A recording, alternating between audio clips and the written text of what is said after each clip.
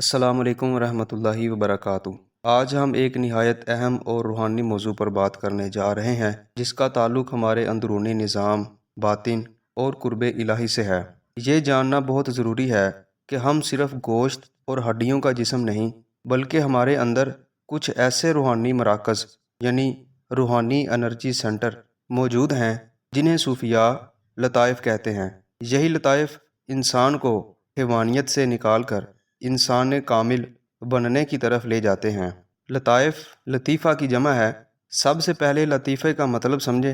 لطیفہ عربی زبان کا لفظ ہے جس کا مطلب ہوتا ہے باریک، نازک، پوشیدہ چیز۔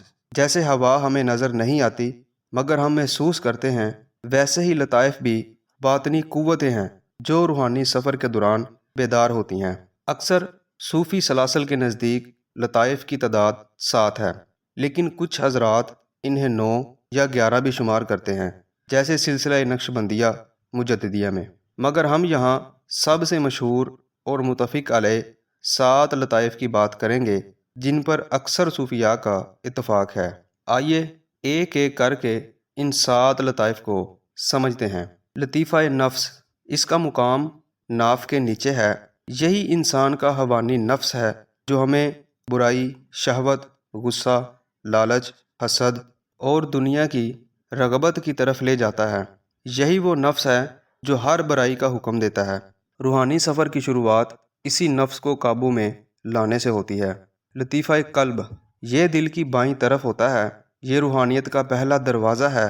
یہی مقام ہے جہاں ذکر الہی سے اللہ کی محبت پیدا ہوتی ہے۔ جب دل پاک ہو جائے تو اس میں نور داخل ہوتا ہے اور یہ دل قلب سلیم بن جاتا ہے۔ لطیفہ روح، یہ دل کی بائیں طرف ہوتا ہے۔ یہ مقام نورانیت اور لطافت کا مرکز ہے۔ یہاں سے سالک کو اللہ کی معرفت کی جھلک ملنا شروع ہوتی ہے۔ یہ روح کی روشنی کو بڑھاتا ہے اور دنیاوی پردے ہٹاتا ہے۔ لطیفہ سر، سینے کے بیچ میں۔ سر کا مطلب راز ہے۔ یہاں سے باطن کے راز کھلنے لگتے ہیں۔ یہی وہ مقام ہے جہاں انسان کو اللہ تعالیٰ کے خاص انکشافات اور اندرونی علوم عطا ہوتے ہیں۔ لطیفہ خفی، یہ حلق یا گلے کے قریب ہوتا ہے۔ یہ مزید گہرے رازوں کا مقام ہے۔ یہاں پہنچنے والا سالک اللہ تعالیٰ سے خاص تعلق محسوس کرتا ہے۔ یہ مقام ان کے لیے ہوتا ہے جن کے دل، روح اور سر سب پاک ہو چکے ہوں۔ لطیفہ اخفا، یہ پیشانی کے درمیان جہاں سجدے کی جگہ ہے وہاں ہوتا ہے۔ یہ سب سے زیادہ پوشیدہ مقام ہے۔ یہاں انسان فنا فی اللہ کے مقام پر پہنچتا ہے۔ ہر چیز سے ہٹ کر صرف اللہ ہی باقی رہتا ہے۔ لطیفہ انا یا نافع، اس کا مقام سر کے اوپر ہوتا ہے۔ یہ کمال کا درجہ ہے۔ یہاں پہنچنے والا سالک بقا باللہ کے مقام پر فائز ہوتا ہے۔ یہ وہ مقام ہے جہاں نفس مر چکا ہوتا ہے اور صرف اللہ کا نور باقی ہوتا ہے۔ سب سے اہم سوال یہ ہے کہ لطائف کی بیداری کیسے ہوتی ہے؟ یہ لطائف محض علم سے بیدار نہیں ہوتے بلکہ ذکر الہی، مرشد کامل کی نگاہ، ریاضت و مجاہدہ اور اللہ کی عطا سے بیدار ہوتے ہیں۔ سورہ یوسف میں اللہ تعالیٰ نے ارشاد فرمایا، بے شک نفس تو برائی کا بہت حکم دینے والا ہے۔ سورہ شعراء میں اللہ تعالیٰ نے ارشاد فرمایا، مگر وہی کامیاب ہوگا جو اللہ کے پاس پاک دل لے کر آیا۔ سورہ فجر میں اللہ تعالیٰ نے ارشاد فرمایا، اے نفس مطمئن، اپنے رب کی طرف لوٹ آ، تو اس سے راضی، وہ تجھ سے راضی، داخل ہو جا میرے بندوں میں اور داخل ہو جا میری جنت میں۔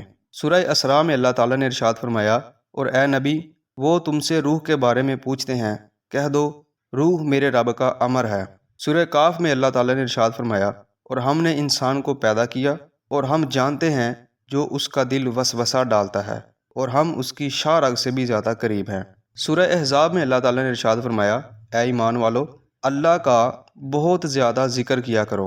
سورۃ النجم میں اللہ تعالیٰ نے ارشاد فرمایا، پھر وہ قریب ہوا اور قریب تر ہوا، یہاں تک کہ 2 کمانوں کے برابر یا اس سے بھی کم فاصلہ رہ گیا۔ ہمارے آج کے موضوع کا خلاصہ یہ ہے، انسان صرف جسم نہیں بلکہ روح اور باطن کا مجموعہ ہے۔ لطائف ہمارے باطن کے وہ دروازے ہیں جو ہمیں اللہ کے قریب لے جاتے ہیں۔ جب ہم اپنے لطائف کو پاک اور روشن کر لیتے ہیں تو ہمارا دل اللہ کا عرش بن جاتا ہے۔